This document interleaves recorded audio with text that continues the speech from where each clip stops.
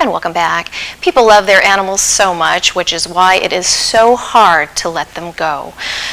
Helping people deal with such pain and anguish is one such reason Dennis Larson and his wife Vivian decided to open up Rainbow Bridge Pet Crematory. Just this week alone, Dennis got word that he could help alleviate some of the burdens on our local dump by extending his crematory services to Guam animals in need, who currently euthanize about 80 to 100 animals on a weekly basis. Now, how did you actually get the idea to open up this particular business? Well, a few years ago, my sister had asked me to assist her in getting an animal sent to Hawaii to have it cremated because there was no such service available on Guam. After doing so, it came back to Guam, and I think the final bill was well over $1,500. It was quite expensive, and it just got me to thinking, because we were already in the pet business, that maybe we should just take it to the next level and help people deal with, with the pets departing as well. Also, the fact of what's been going on with the dump for years, and we realized at some point in time that Guam was going to have to get with the times and start doing different things rather than putting them in the landfill. Animals put in plastic bags full of euthanizing agent, buried in the ground, will be there for a long time. We think that this is a very green idea, so we decided to invest in the machinery, bring it to Guam, and get it going. Well, in my actual research, which I do for every person that I have on, that comes on the show to be interviewed, I stumbled upon a company with the same exact name, with the same exact business plan. How are you folks actually affiliated with them? No, we're not. And as a matter of fact, we use the name Rainbow Bridge here in Guam, and when we went to Rev and Tax and get the business license, they make you go through a process and they assure that. So we started it, the name Rainbow Bridge, and you can type it into the internet and look at it. It's a very famous poem, and it's by an unknown author, but basically what it talks about is when your pet departs and where they go, and there's a place where people meet, and it's called the Rainbow Bridge when you and your loved ones finally meet up in the end. So I don't think anybody can read it and keep a dry eye, but so we decided to use that as our name for the company, and we put some different packages together to include two types of services. One is what we call a communal cremation, and that one basically is a more affordable alternative way of getting rid of the animal. As you know, in Guam, if you've ever tried to dig a hole in your backyard, some people are lucky enough to have soil, but most of the time you have to use a drill or an auger, a machine to put a hole in the ground. A lot of military people come to Guam. They don't want to leave their best friend here, so to speak. When they go back to the States, they want to be able to take them with them. So these are a few reasons why we do the cremations. The communal simply allows us to take the animal, we cremate it in a group setting. I do those once a week, and then the remains I take once a week out on the boat a few miles offshore, and we give them a nice somber burial at sea. The second one is a private cremation where the animal is in the cremation chamber by itself, and the owner gets the remains back along with a nice certificate, and we have a nice Philippine mahogany box that takes a photograph on the top. My wife Vivian, she's the box shopper. She goes out there and finds all these wonderful urns in different boxes that we've added to our inventory. So a lot of times I just take a nice one and put it in there and deliver it down to the vet's office. They always have something to say about how pretty the boxes are and how good it looks. It's a very respectful way of sending off your pet. And as I said, the communal is a $50 package. The private cremation is $250, so it's still well below the prices if you were going to send it to Hawaii to have it done.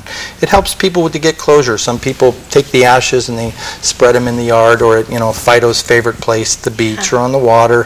Some people decide to take them and put them on the mantle and keep them in the urn.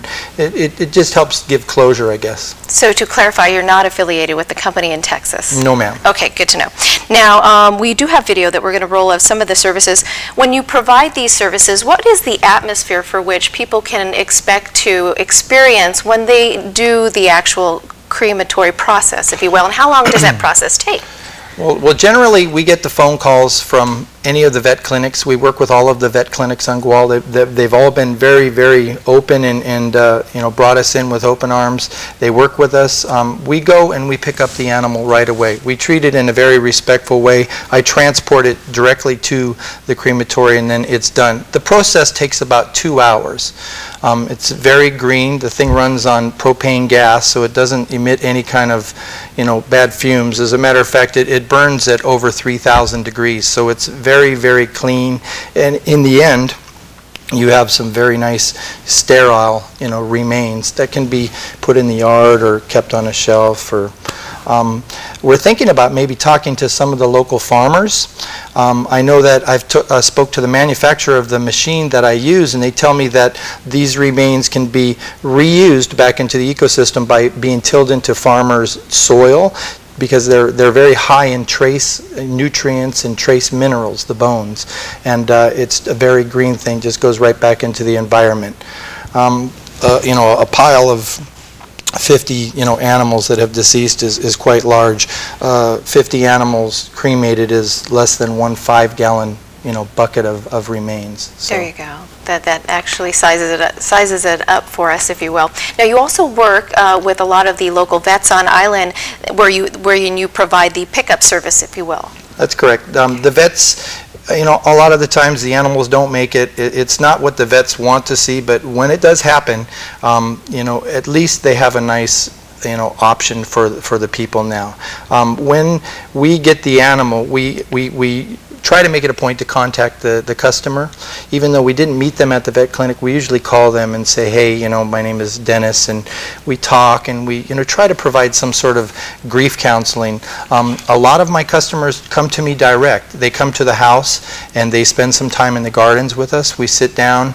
I had a Japanese family one time. They came, the whole family. We walked through the garden. The mom, you know, held the dog, and she was obviously very, very emotionally moved, and it was just a great somber thing, and we try to help people as much as possible. We're pet owners too, so we know how to deal with that. There you go. And people often ask this question because there were often funeral scams, if you will, in the U.S. mainland. How do pet owners know that the remains that they receive are actually that of their very own pet? Okay. We have very strict standards that we have to abide by. Excuse me. We take an identification tag to each cremation. Now, obviously, on the communals, the customer doesn't get the remains back, so we don't have to tag them. But what we do is on the privates, we have a disc. It's a stainless steel disc with a Rainbow Bridge stamped into it with a number. Now, everything in the chamber burns except for that stainless steel disc. So if you have this pile of ashes and you put it into the can, you find that disc, oh, this is number 254. I can simply go to the records and we know exactly who that animal goes to. At the time when we pick it up from the vet clinic, we have somebody at the clinic witness us attaching that to the animal. It gets affixed to the animal. They witness, they sign as we take it, and then when we bring it back, they check the number, the remains, and they sign received it as well, and then the process is finished. You can go to the vet and pick up your animal's remains. Very nice. And now, what is the exact plan, if you will, that you've worked out with the government to help Guam animals in need? How will that actually work?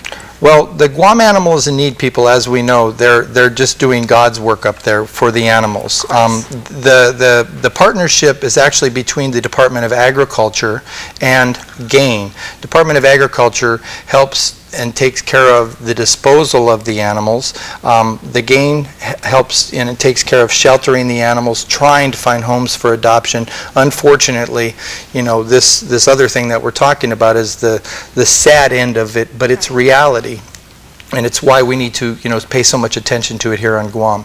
We've had issues in the past with stray dogs biting children. That was quite a big thing. And I know that Department of Agriculture, the staff there, they're working diligently and hard trying to come up with plans and different ways to control with that. Now, of course, if their plan includes going out and gathering up and rounding up more dogs, and the landfill is quite full, so, you know, this is a perfect fit. and we're going to make this thing work for the government. Basically, we're just trying to help gain as much as possible. So we're going to do this for the government for a period of 1 year, and then we'll move on from there with another contract. But